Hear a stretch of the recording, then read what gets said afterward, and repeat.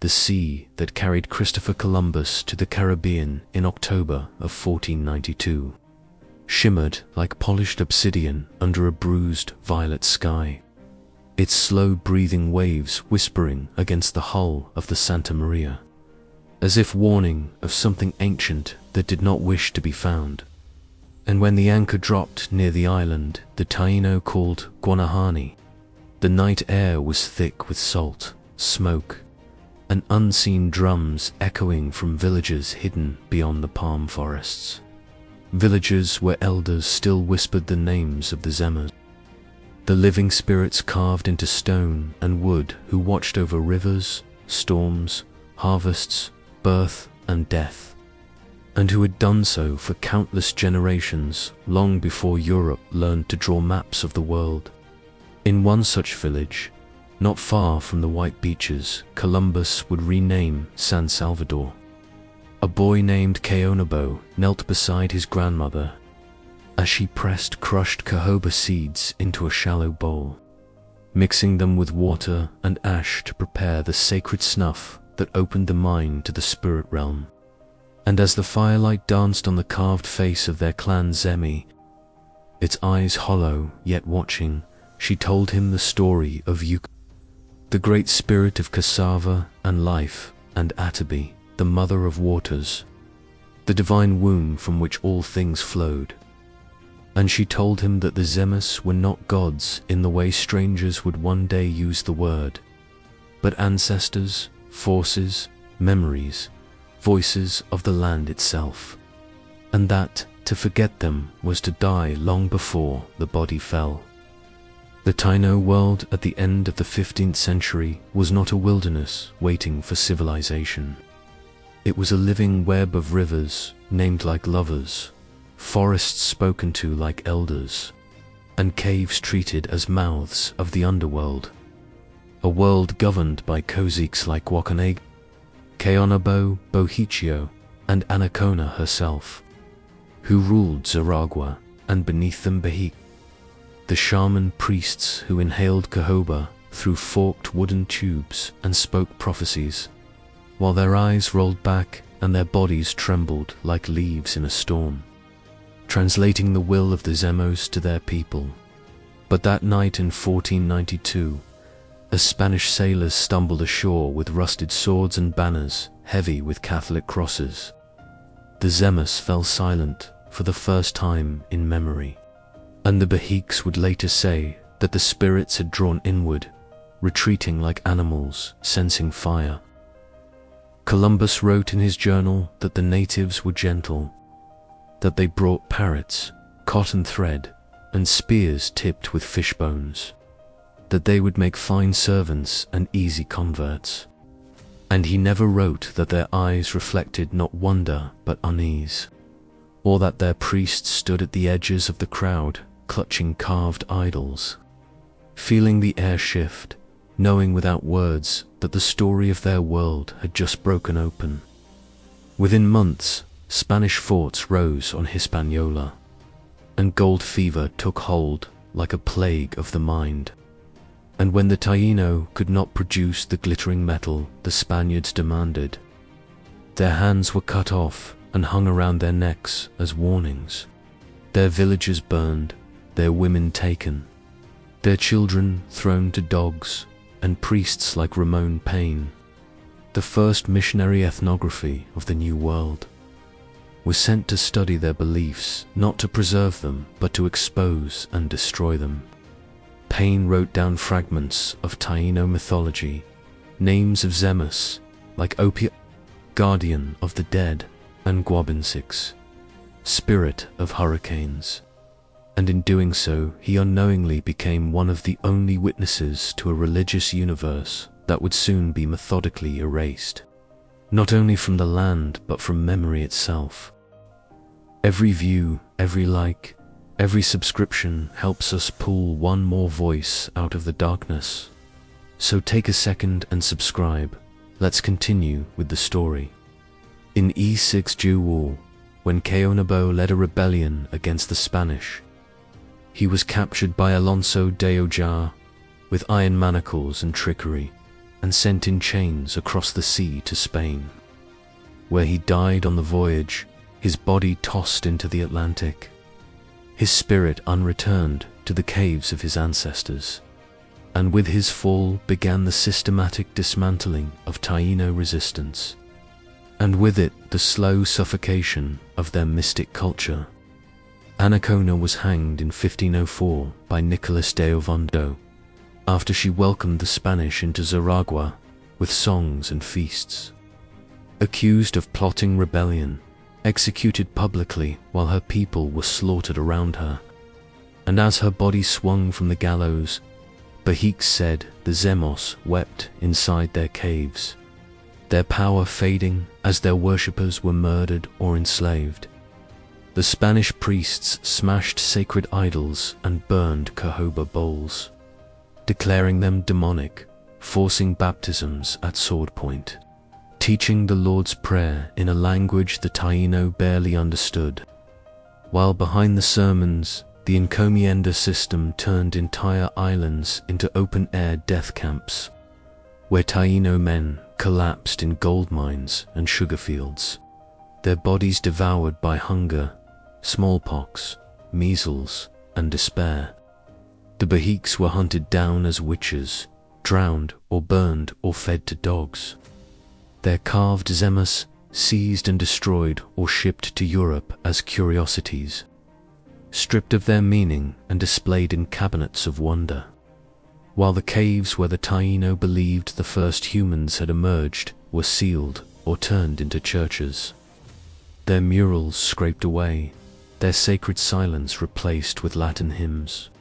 And yet, in the shadows of the forests, in hidden valleys and remote mountains, some Taíno families fled, carrying small Zemos wrapped in cloth, whispering prayers to Yukoa and Atabi in secret, teaching their children fragments of old songs, refusing to let their world die entirely, even as census records declared them extinct by the mid-16th century. By 1514, Bartolomé de las Casas wrote that more than 3 million natives had perished in Hispaniola alone, though modern historians debate the numbers, and Spanish chroniclers casually noted that entire villages had vanished, as if erased by fog. And what vanished with them was not only a people, but a metaphysical system, a way of understanding existence that saw the earth as alive, the dead as present, and the divine as woven into every stone and river. When later European writers claimed the Taíno had no real religion, that their Zemos were crude idols and their myths childish superstitions, they were not merely ignorant, they were participating in the final stage of empire's crime. The rewriting of memory itself, transforming annihilation into absence, making it seem as if nothing of value had ever existed there at all, and as if the silence that followed had always been the natural state of those islands. And so the Caribbean breeze that now rustles through sugarcane fields and tourist resorts carries ghosts no one names, spirits no one remembers, echoes of prayers whispered into caves that have been renamed and repurposed, while beneath the soil lie shattered Zemos and unmarked graves, and the story of a mystic culture that once believed the world itself was sacred, now reduced to footnotes and museum labels, waiting for someone to listen again to what the earth has been trying to say since the ships first arrived. Every view, every like, every subscription helps us pull one more voice out of the darkness. So take a second and subscribe. Let's continue with the story. In the decades that followed the hanging of Anacona, the Spanish chroniclers began to speak of the Taíno in the past tense, as if an entire civilization had slipped quietly into the sea. And yet, in the interior of Hispaniola, beyond the reach of the gold roads and sugar estates, the forest still held its breath around small bands of survivors who refused to surrender their names or their gods. and among them was a girl named Gorokia, named after the rising sun, who would later be baptized and renamed Enriquillo by the Dominicans, and who would grow into a man carrying two identities like two incompatible hearts beating inside his chest. Gorokuya had been raised in a monastery after the massacre of his family, taught to read Latin prayers, taught to kneel before a crucified Christ, taught to feel shame for the stories his grandmother once told him about a Toby rising from the sea.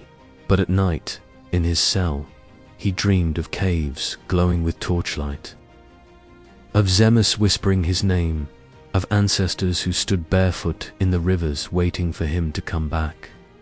When he grew older and returned to the lands that had once belonged to his people, he found Spanish settlers living in houses built over sacred sites, plowing fields where burial mounds had once risen like sleeping giants. And when he protested the abuse of his wife Mencia by a Spanish envoy, the colonial courts laughed him out of the room, reminding him that he was not a man in their eyes, only a surviving shadow of a people they had already declared extinct. In 1519, Enriquillo disappeared into the Bajaruco Mountains and began a guerrilla war that would last 13 years, sheltering escaped Taíno and African slaves, raiding plantations, ambushing patrols, praying in secret to both Christ and the Zem, and becoming a living contradiction that the empire could not easily erase. A reminder that the Taíno were not gone, only hidden. Spanish soldiers hunted him through ravines and caves, but the land itself seemed to protect him. Paths vanishing, fog rising at the wrong moments, arrows striking from unseen angles, and Behiks whispered that the Zemos had not abandoned their children after all, that they had only learned to hide as well. When the Spanish finally negotiated peace with Enriquillo in 1533, granting him land and freedom, it was less a victory than a quiet surrender by an empire exhausted by a ghost it could not kill. And yet the treaty did nothing to restore what had already been destroyed, because by then the Taíno language had faded from daily speech, Cohoba rituals had vanished into rumor, and the caves where the first humans were believed to have emerged had been turned into cattle shelters and chapels.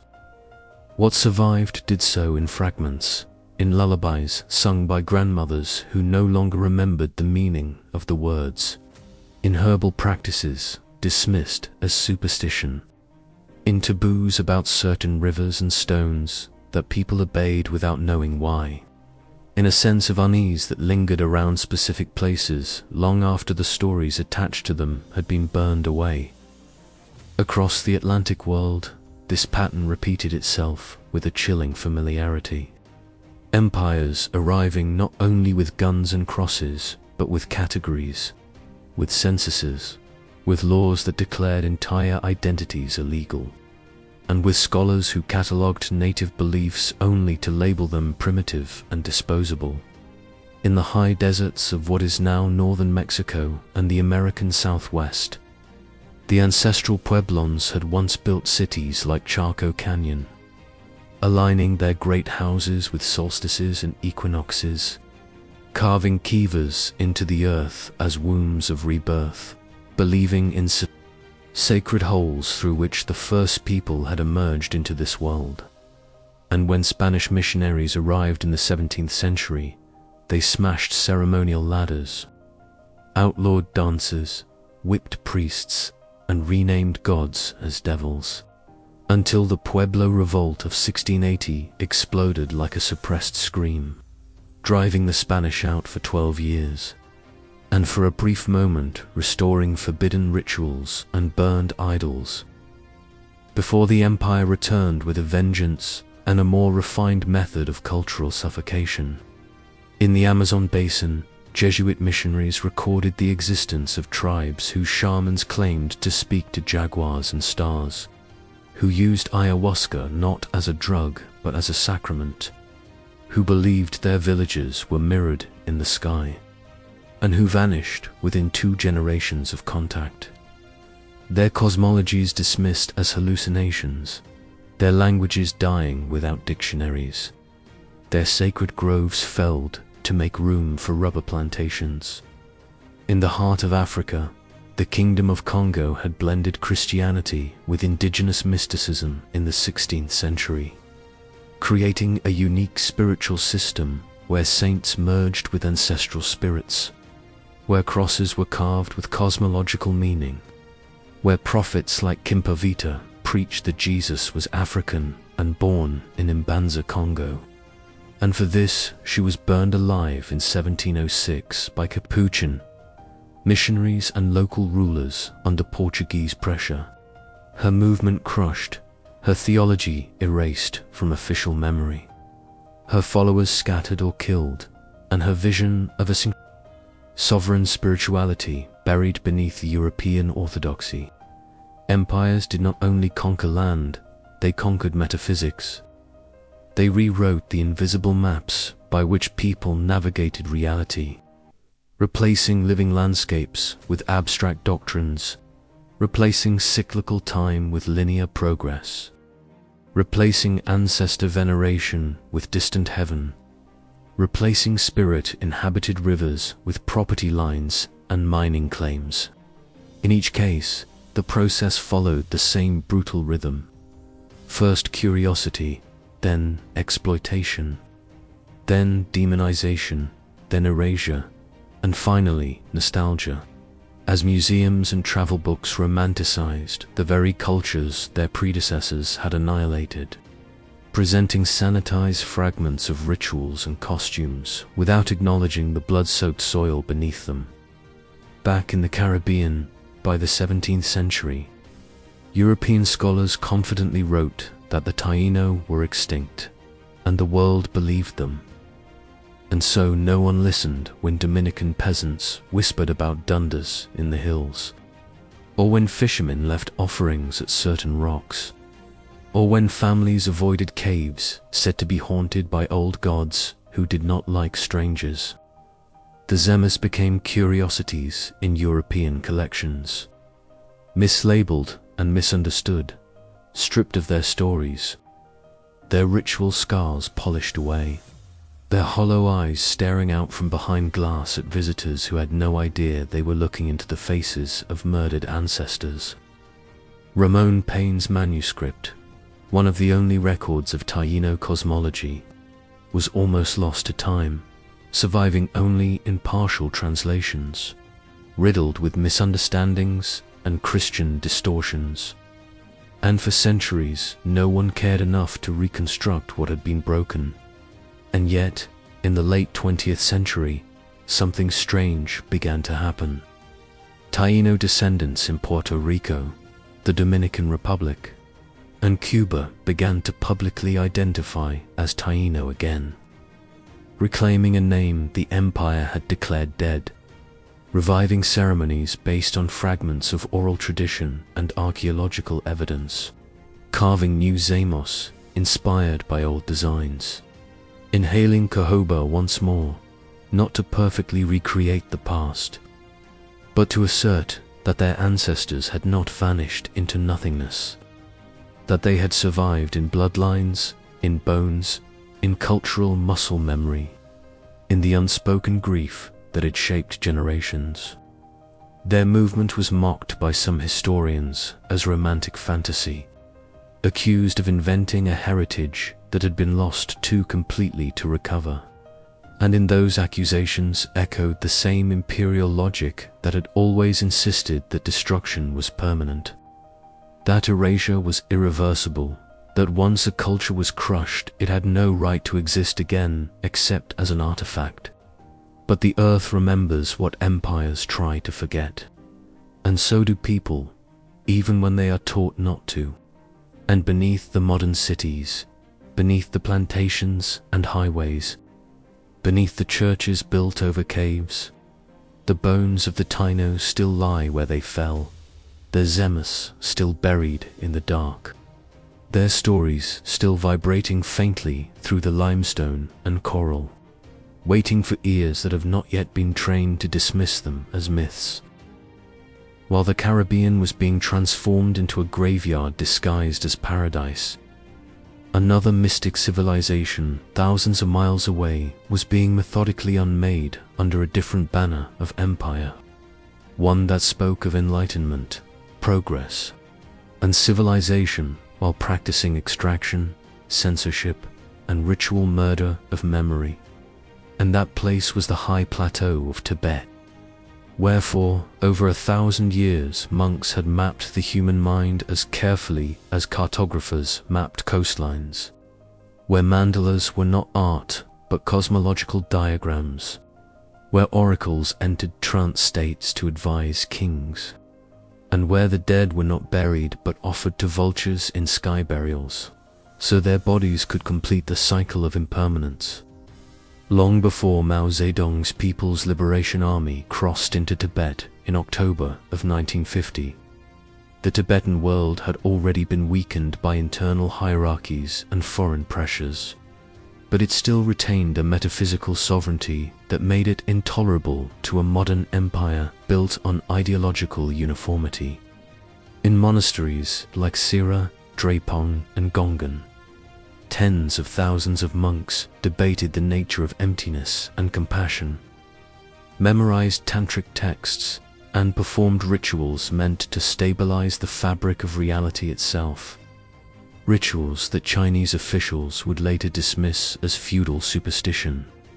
When the Pla marched into Lhasa, they did not arrive as conquerors in their own narrative, but as liberators, claiming they had come to free Tibetans from backwardness and religious oppression. And at first they were careful, allowing monasteries to continue their practices under watchful eyes, promising autonomy, speaking softly about reform.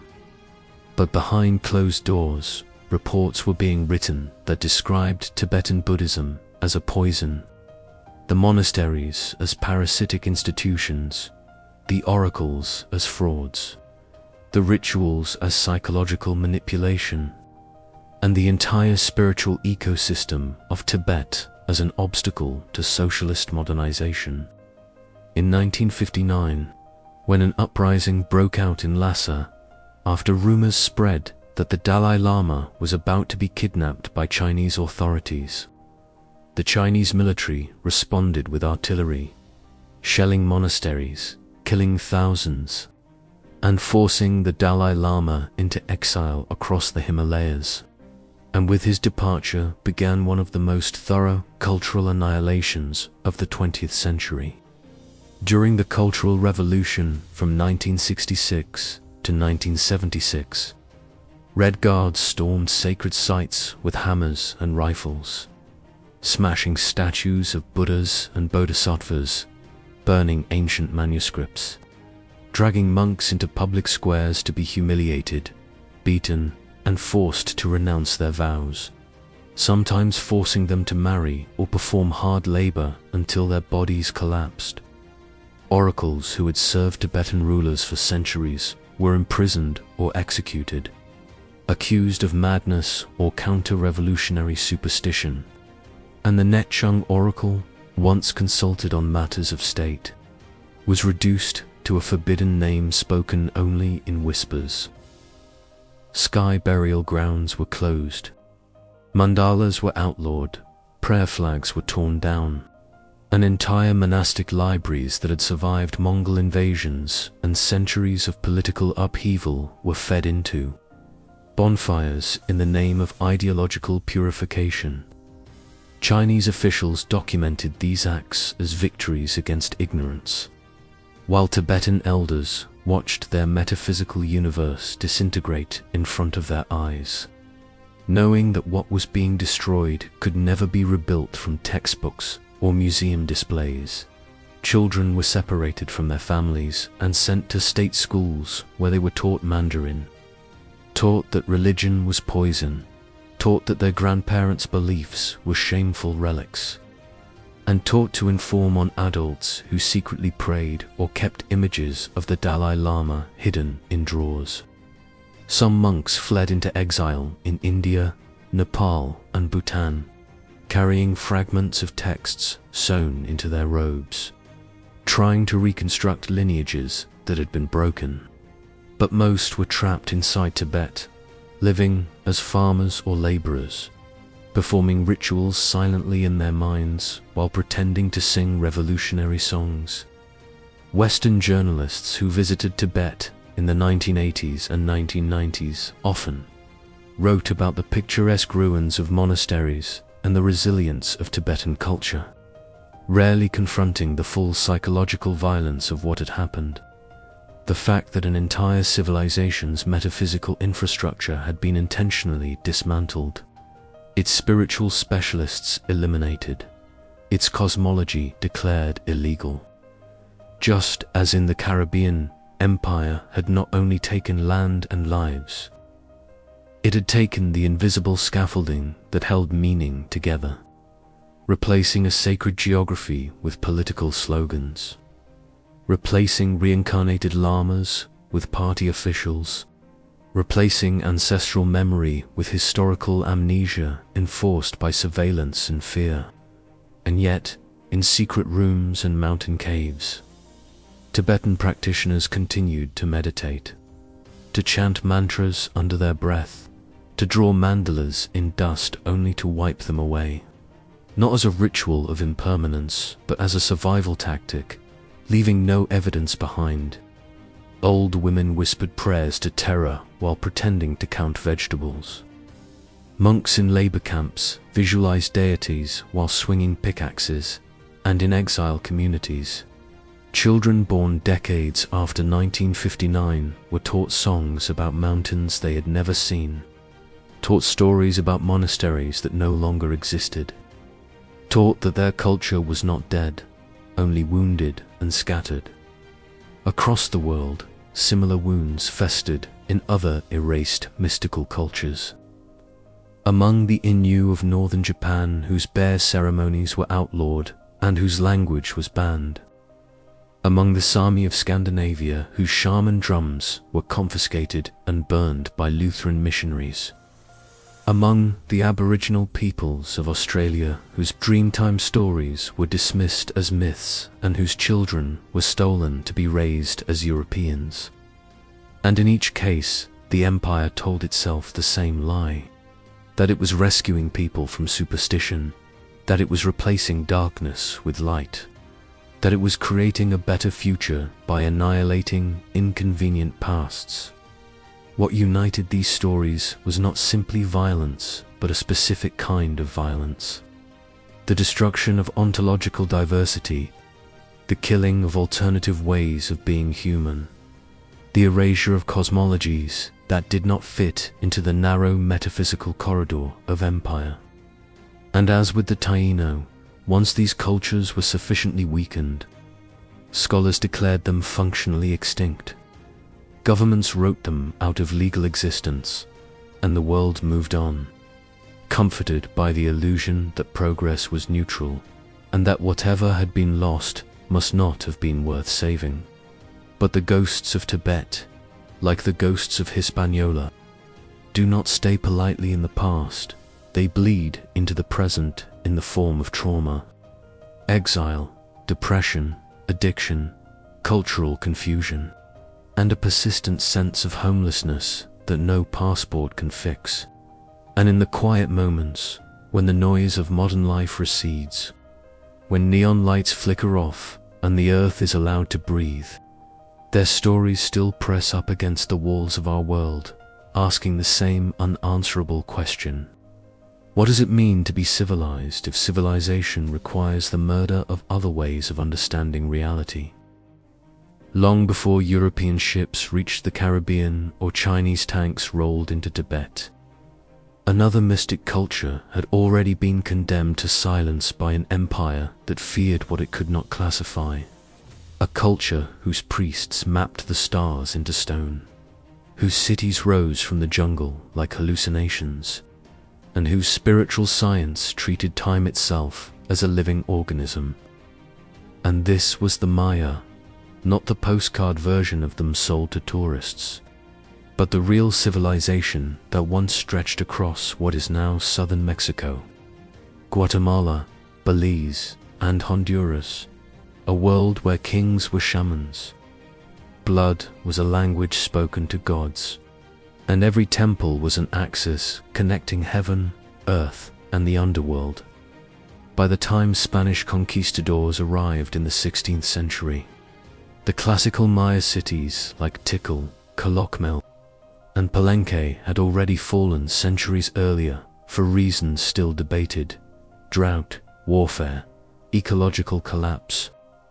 But their descendants still lived in dense forest kingdoms, still kept the long count calendar, still practiced rituals to Chok the rain god and Itzamna, the creator, still believed that their ancestors walked beside them unseen.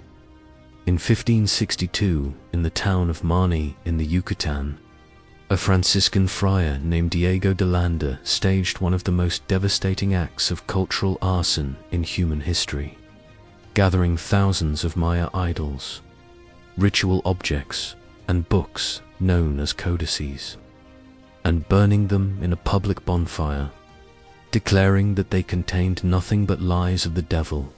And in his own words, he wrote that the Maya were greatly distressed and lamented the loss of their books, for these were their sciences and histories. Those books had contained astronomical tables more precise than anything in Europe at the time, medical knowledge, genealogies, ritual scripts, mythologies, and a philosophy of time that saw history as a series of recurring ages. And in one afternoon most of it vanished into smoke, leaving only for known codices to survive into the modern world. Fragments of a cosmic library reduced to ashes by a man who would later claim he was acting out of love for their souls. Maya priests were tortured until they confessed to idolatry. Sacred caves were sealed.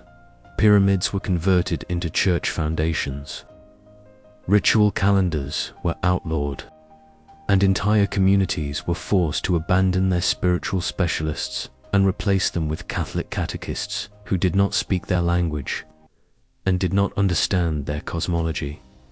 Just as with the Taíno, just as with the Tibetans, empire did not merely kill bodies, it murdered metaphysical continuity.